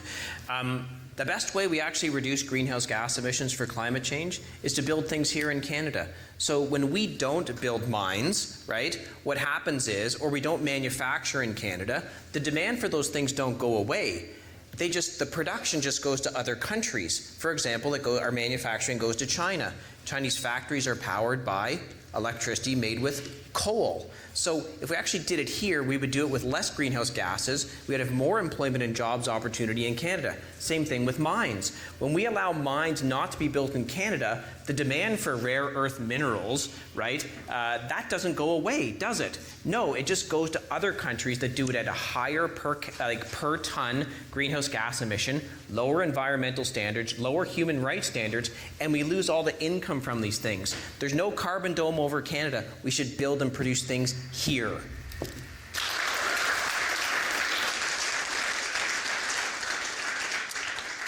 Thank you, Kyle. Victor Karklins from the NDP. Island Lake, I grew up here. I watched them build a pathway. It used to be impossible to get all the way around. It used to be a pipe dream, maybe you could swim. But now you can walk all the way around. It used to be a railway. It used to be industrial. It used to be this metal and emptiness, and now it's one of the most beautiful features around. We need to care for the environment. We need to stop subsidizing, billions. These companies are making billions of dollars in the oil and gas industry. We're giving them money and subsidizing their industries rather than helping the environment, rather than turning railways into island lakes. We need to make things better. We need to care for our environment. I grew up skiing at Hockley Valley. They used to have snow every year. Now, this year was great, but what about the year before and the year before that? These things are going to matter more and more. It's going to matter for farmers. It's going to matter for travel. It's going to matter for wildfires, for smoke, all those things. Thank you. Thank you, Victor. Dympna Carolan from the PPC Party. Well, just around climate, the PPC rejects climate alarmism. The vast majority of pollution in the world is generated by China and India. By 30% of the boreal forest is right here in Canada. Just in Ontario alone, over 60% of our energy, of our electricity, comes from clean nuclear power. Our forefathers had the foresight to think of that. it's disingenuous from a government to say at the same time we're bringing in immigration at an unsustainable level that we're going to force down carbon emissions. Climate agendas are globally driven, but we can protect our local environment and should by keeping our money in the country and looking at local environmental needs rather than sending our money offshore to global agendas around climate. Thank you, Dympna. Jeffrey Halsall. Thanks. So one thing we have to remember is we cannot tax issues away. You know, we can't tax a problem and think that now it's going to go away. We also can't, you know, say, okay, well, we'll just tax the businesses that are producing the carbon or whatever. And we have to remember that, you know, who pays for that in the end? It's the consumers who are buying the products that these businesses are producing. And so that's, you know, how money works is when costs go up for this reason or that reason or another reason, the prices are going to go down or go up. And, you know, it's just another optics thing is let's just tax away this issue. Let's pretend like we're going to save the people money by putting the tax here instead of here. And thank you. Thank you, Jeffrey. And before anyone else stands up, we're just going to have enough time for the three in line and my last two partner questions. So I don't want anybody to get angry with me like at the provincial debate. Victor Karklins, you're going to have the first shot at answering the next question from the floor. Hi, my name is Katie. I'm a resident of Mono. I started farming out of high school, so I farmed for about 5 years and 3 years here with my own business, raising chickens and selling them at the Orangeville Farmers Market. I have a question about what I stumbled across when I went into farming. Essentially, to quickly not ramble on, I was told if I wanted to raise chickens, I had to pay a quota. It was $125 a bird, and I had to pay a minimum of 20,000 birds. That was my upfront cost to start a business here without buying any land or equipment. Other than that, I was able to raise 3,000 birds, and I still had to pay them 30 cents a bird. This is for the CFO. Anywho, my question is to you. I don't farm anymore because it wasn't financially viable. And I'm so tired of seeing these Buy Canada, Support Canada ads when I was come up with such a roadblock to start a business here. I'd like to know your opinion. And thank you for your time and talking to me. Oh, my turn first, right? You are. Sorry about that. Farming is so much more complex than people think. Having spent lots of time in farming communities, the amount of technology that goes into it. They're the ones at the forefront of drone technology, figuring out how to, see weeds and spray them and cutting all these costs, and the margins are so razor thin. I think there's an element of we need to let people own their businesses, run businesses. For example, when I say tax the ultra rich, I don't mean you. I don't mean people who are working. I don't mean the small business owner. I don't mean the person trying to sell their farm. I mean the person who's trying to figure out, do they buy one yacht or two? We need farmers. We desperately need farmers. If we want affordable food, we need farmers. And so my goal would be to understand the industry better, to take down barriers, to make that possible and doable, especially in today's day and age where there's so many challenges in your way and roadblocks. And I'm so sorry for that. Thank you, Victor. Next up, we'll hear from Dympna Carolan from the PPC. Well, and I have to disclose that is my daughter. I didn't plant the question on her though. So, but yes, the PPC is about one of our policies is to abolish the dairy and poultry cartel. I don't know as much about farming as my daughter does, but it's only 10% of farms that reside under that cartel. In every country that they have done this to, they've managed to do it fairly, where they could phase it out so that the existing farmers were not financially harmed. And the end result after the cartel was phased out, or the supply management was phased out, was that young people were able to get into the farms. There became more farms, they became more resilient, and I think that's important, that we want our young people farming and growing our food. Thank you, Dympna. Thank you. Next up, we have Jeffrey Halsall, our independent candidate. Yeah, so I've seen so many small businesses fail. Sometimes it's their own fault, but oftentimes it's due to red tape. And, you know, a lot of the time there's all this regulation that is put in place to target big businesses, and the government forgets that they cannot apply that also to small businesses. You know, if you want to start a little hobby farm, or, you know, a small farm, you should not be attached to the same regulations as somebody that's starting a factory farm. You know, that's absolutely insane to hear that that is even a thing, but it's an unfortunate reality. It's part of the red tape that businesses have to go through, and it's, you know, so I would cut all this red tape that is making small businesses and even medium-sized businesses struggle, because it's just sad to see. And, you know, it's something I live also. You know, I've got a small business and we deal with red tape also, and it's a shame. Thank you, Jeffrey. Last word on this one goes to Kyle Seeback from the Conservative Party of Canada. I'd like to say that there's a solution to your problem, but this is the downside of supply management. Supply management is exactly that. You manage supply. And the reason why Canada did that is that they would have prices that allow for a good return for farmers. Because what happened before is, in the boom and bust, there's all kinds of challenges for farmers. So supply management is there to keep the supply at a certain level so that the prices stay at a certain level, so there's price stability for the farmers. People can argue whether that's good or bad. I think it's good. If you look at the United States, there's a great Netflix documentary on how chickens are raised in the United States, and what the farmers have to do there to stay competitive, to be able to continue to produce chickens. It's not a great picture. We don't have that in Canada because we have supply management, and our farmers know they're going to get a good return on the work that they do.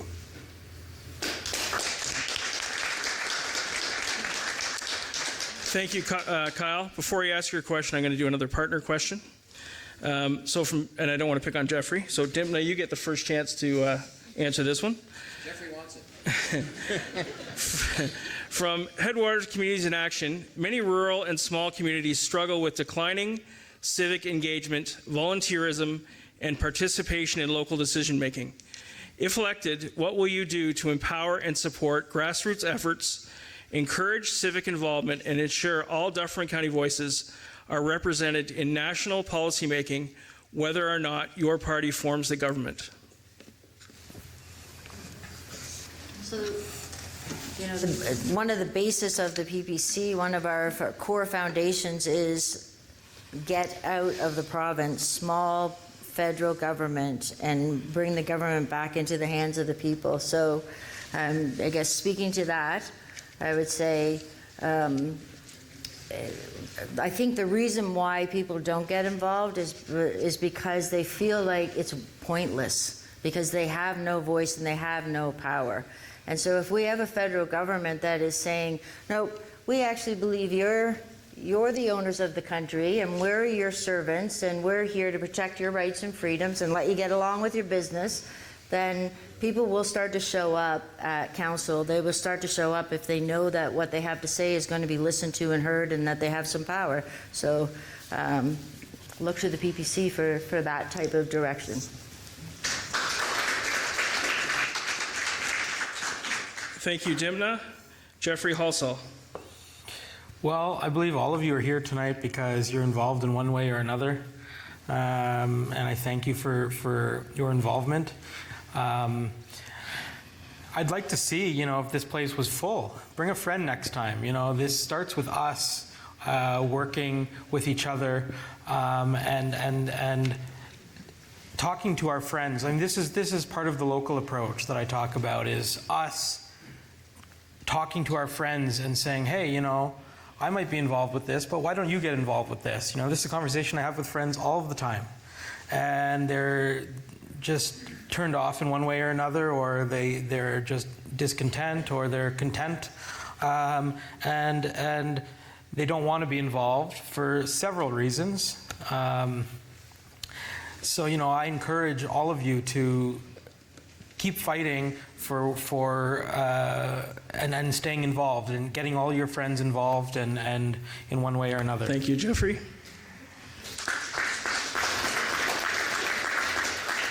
Next up, Kyle Seeback.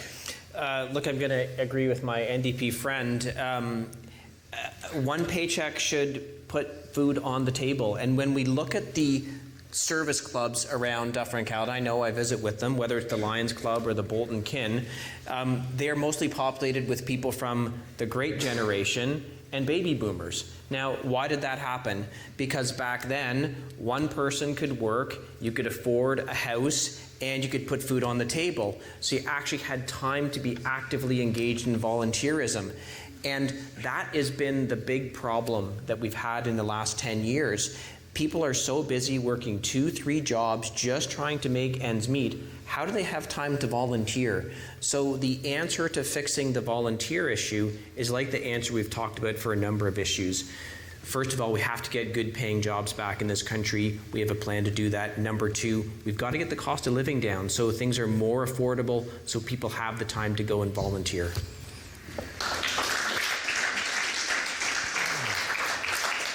Thank you, Kyle. Victor Karklins. So I'm an example of, I tried to dip my toe in the political pool and I fell in. I tried to get a little bit more engaged and now I'm sitting here. One of the things is that I started in the municipal setting. I started working for a city and all of a sudden I was at every council meeting because it was my job. I got paid to be there. It really reduced the barriers when it's your job to show up. But one of the things we did was we started live streaming the council meetings. All of a sudden, people who work night shifts, who can't get childcare. My wife's not here because she put the little one to bed. And we couldn't both be here at the same time. So there's barriers to entry there. If we can keep reducing those barriers, keep getting people involved, keep making it more accessible for everybody to be part of these things and to know what's going on. To hear their voices and have their voices be heard. I love that we had submitted questions before because that also helps do the same thing. That's Thank you, clock. Victor. Thanks. Jeffrey Halsall will get the first crack at answering the next question from the floor. Hi, my name is Steve McCullough here in Orangeville, and my question concerns prisons. Canada's prison system is based on incarceration. Some states have their system is based on prison reform, and they're getting results. Well, why, in your opinions, why do we not have prison reform versus incarceration here?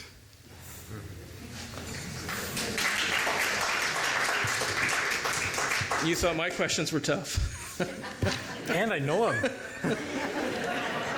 You got hit with a tough one, Steve? It's okay.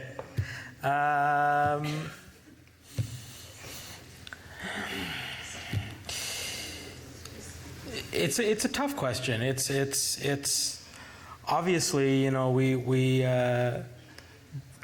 need to obviously deal with violent offenders and people who are repeat offenders. But at the same time, you know, how do you know the right answer to that? And I don't know. I guess I'll more or less pass on that question. Thank you, Jeffrey. Kyle Seeback. I'm not sure 100% what you mean by prison reform, but I'm probably not going to like my answer. Look, we are allowing repeat violent offenders out in our communities far too much. So I think we need prison reform in the reform that when you commit serious violent crimes, you serve more time in prison. Now, under Stephen Harper, we brought in lots of reforms to get people, repeat violent offenders, stay in jail for a longer period of time. We were told you're going to have to build super prisons. It's going to be unbelievable. But we didn't. We didn't have to build a single new prison. In fact, some closed. Why? Because there are a group of serious violent, repeat offenders that commit a vast majority of crimes in our community. They should be in jail. They should be in jail for a long period of time to keep our communities safe. They should not be out on bail. The Liberals changed bail, Bill C-75, to allow people to get easier bail. We see it all the time. A guy who steals a car one day is out the next. So I'm sorry, sir, I don't agree. I think we need to be tougher, not less tough.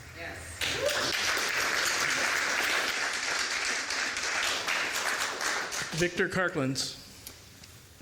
When a crime happens to somebody that you know, somebody close to you, it feels like the solution is to be tough, to crack down on this, to come down as hard as possible.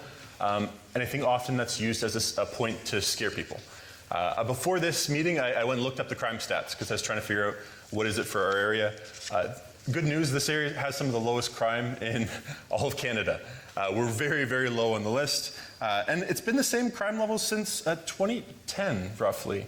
That's in Dufferin Caledon, in Dufferin Orangeville, that's in Dufferin Shelburne, that's in Dufferin Caledon. So crime is actually not this rampant thing it's a boogeyman to scare you right now. I don't believe in scaring you with scary policies. You know that life's not affordable, and so that's what I'll talk about. I'm not going to have to make something up to scare you. Crime is not the number one thing affordability is right now. Thanks so much.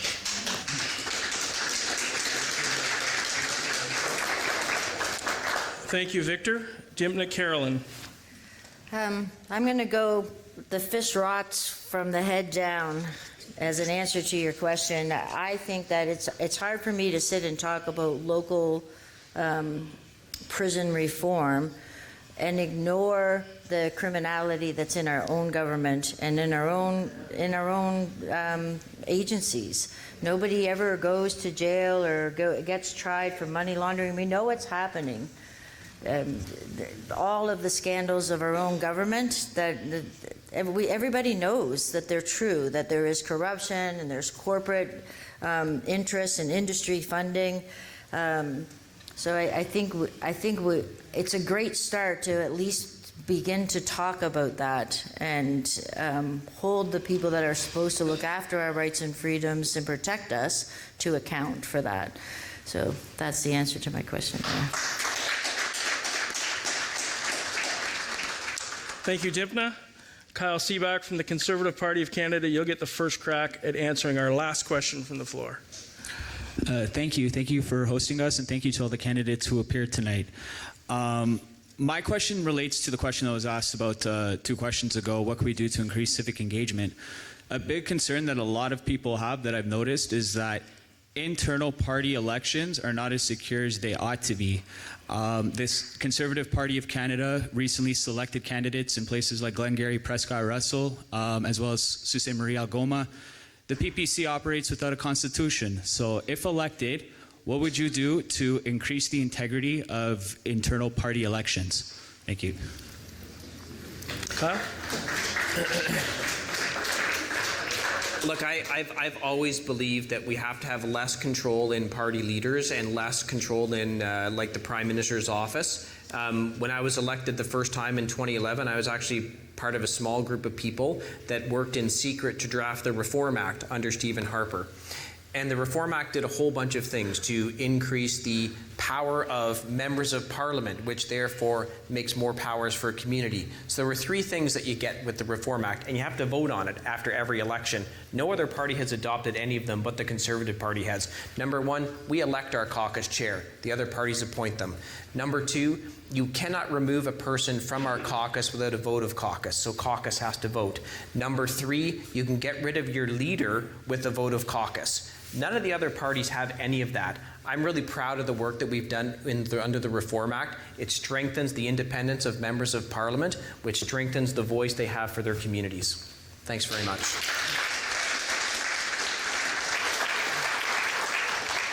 Thank you, Kyle. Victor Karklins from the New Democratic Party.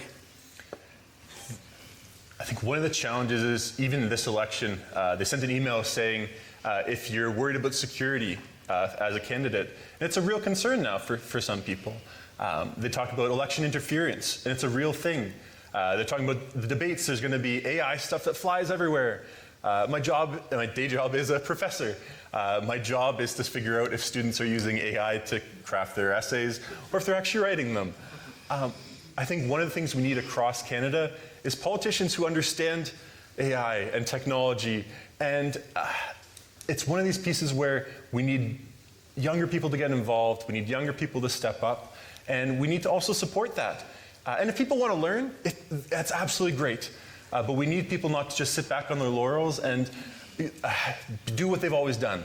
So just because you know how to work a record player doesn't mean that you understand how to spot an AI fake that floats around social media. Let's learn, let's get better. Thanks so much. Thank you, Victor. Dympna Carolan from the People's Party of Canada. Hi there. I'm not going to BS you with the Constitution and the legality and the format of the parties, because to be honest with you, I'm not familiar with them all, and I'm not. That's not my strength to study it. Though I am very interested and concerned with truth and our rights and freedoms, and the lack of civics, in our education system. So I would go to that we should promote that open discussion. We should encourage education in our school systems, and we should very much discourage the very open state-sponsored media that we have, the monopoly in our country. It's difficult to get both sides of a story when all we're getting is CBC and the major government-funded platforms. So thank you, Dympna. That's where I would go. Finally, Jeffrey Halsall. Yeah, so I'm running as an independent because I'm just sick of party politics. You get the big parties who are all trying to appease us. The small parties are very disorganized, and then it goes deeper than that with all the party politics. I want to be your voice. I will advocate for you, as I'm not answering to a party. I answer to you directly. And you might get other candidates that say they also answer to you, and to some extent they do, but they are tied to their party, and to that extent they have to agree with what their party is doing. And so as an independent, that's my strength, is I answer directly to you, and I'm here for you. Thank you.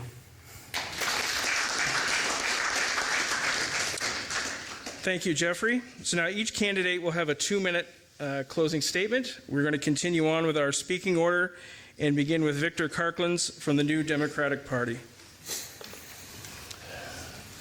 So I did the math before I became a candidate, and I realized that based on demographics, based on the people who live in this region, if a lot of people who don't normally vote actually did, you could see a change. You could actually see a change genuinely in this region. I think one of the biggest hurdles is apathy. Is if you feel like your vote doesn't count, if you feel like you can't make a difference, then you can't. But if you step up and your neighbor steps up and your friends step up, you can see change. I'm not going to promise that it's today or tomorrow or April 28th, but if all of a sudden you actually get out and have your voice heard, we could start to see change either this year or next election, down the road, municipally, provincially. Don't give up. My big message to you is don't let the apathy get you. I was there. I've been there. I watched the same provincial election happen. I had friends who didn't even go to the polls because they knew what the answer was going to be. But I'm here to say, vote. Have your voice heard. Make some noise. Actually get out there and make them listen to you. Make people in power listen to you. I'll do my best. Right now I have a mic and a seat and a chair, and I can do that. I can push for things that we agree on. If we need affordability, one job should pay for your housing and your food and your family. Don't give up on that. Don't let them get away with it. push for things to be better. I'll do my very best, and I just ask that you do the same, and let's not give up. Thanks so much.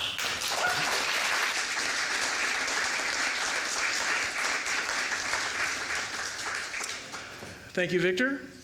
We'll now hear from closing comments from Dympna Carolan from the People's Party of Canada. Well, this was my first debate, so thank you very much for letting me try it out on you lovely audience, so there wasn't any kerfuffles. The People's Party of Canada is ready to bring positive change to Canada. We are the only party that are talking about many of the issues the other parties are silent about or maybe not able to talk about.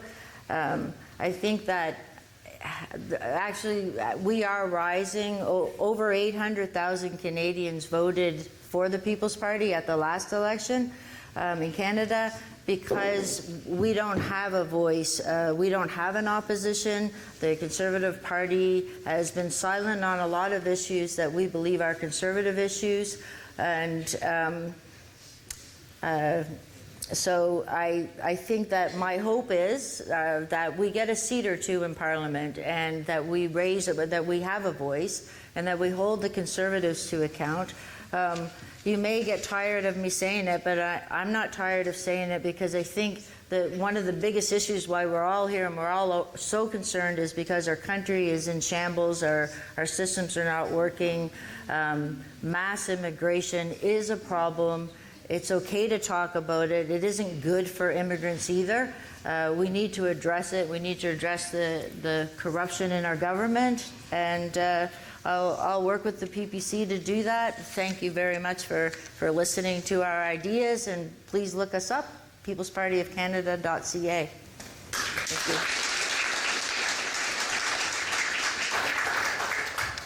Thank you, Dympna. We'll hear closing comments now from Jeffrey Halsall, Independent. So tonight you've heard a lot of promises, but here's the truth. I'm not here to play politics. I'm not here to climb some party ladder, or any ladder. I don't like ladders. I'm here because this is my home, and I'm ready to fight for it with everything I've got. Dufferin Caledon deserves a voice that's bold, independent, and unapologetically local. Someone who knows the weight of rising costs, someone who understands what small businesses are up against, and who sees the pressure that families are under, not from a distance, but from right here, living it every single day. That's what the local approach is all about. Cutting through the noise, showing up for people, and getting real results, not excuses. You've got enough politicians. What we need now is someone who doesn't flinch when things get hard, who keeps showing up, keeps listening, and keeps pushing forward until the work is done. So, on April 28th, vote for something different. And don't forget that your vote still counts, even if you think a certain candidate might win anyways, or a certain party might win anyways, or whatever. Your vote still counts because you're voting for what you believe in, and you can show other people that that you believed in this, so you voted. Instead of voting strategically, thinking that that's going to prop up another candidate. So your vote still counts in that respect. So vote for someone who will work for you, not for a party, not for a paycheck, but for a better future right here in Dufferin Caledon. And don't forget to shop local, stop buying things online, shop local. I'm Jeffrey Halsall, and I'm ready to keep working for you. Thank you, have a happy Easter, and God bless.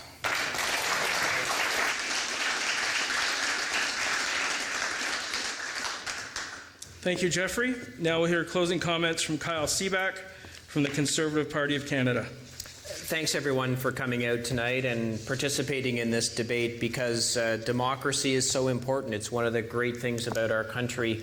I don't think being a politician is a dirty word. I just don't.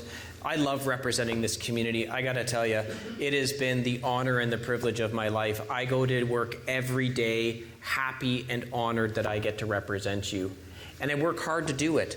You know, I fought against the carbon tax for years, even though people were saying we needed to have a carbon tax, because I was standing up for our farmers. I was standing up for people who heat their home with propane, or people who drive long distances for work and have to fill up their car with gas. And I'm always there to represent you. Like I said in my opening statement, I ask you how I should vote on certain bills. That's actual democracy outside of the elections every 4 years. So I will always be your local candidate. I live here, I raised my children here, my wife is here tonight with our 3-month-old son. So look, this community matters to me. I am passionate about representing you. I also think you have to look at what's going on in our country right now. I don't think we can go through another 4 years of what we've had, where housing prices have doubled, rent has doubled, people can't find a place to live. People can't afford to put food on their table. This is not some strange thing that's happened. This is because of the policy decisions of the current government. They've made everything harder, and we have to fix it. We actually have a plan to fix it. I've talked a little bit about that tonight, but we will get the cost of living under control. For goodness sakes, this government increased the size of government by 43%, and at the same time doubled the amount of outside consultants, spending $21 billion a year. They're just incompetent. I won't even go into the corruption stuff. We need a change of government, and the best way to get a change of government is to make sure you re-elect a Conservative here so that we can form a Conservative government and get Canada back to the country we all remember, the country we're so proud of. Thank you.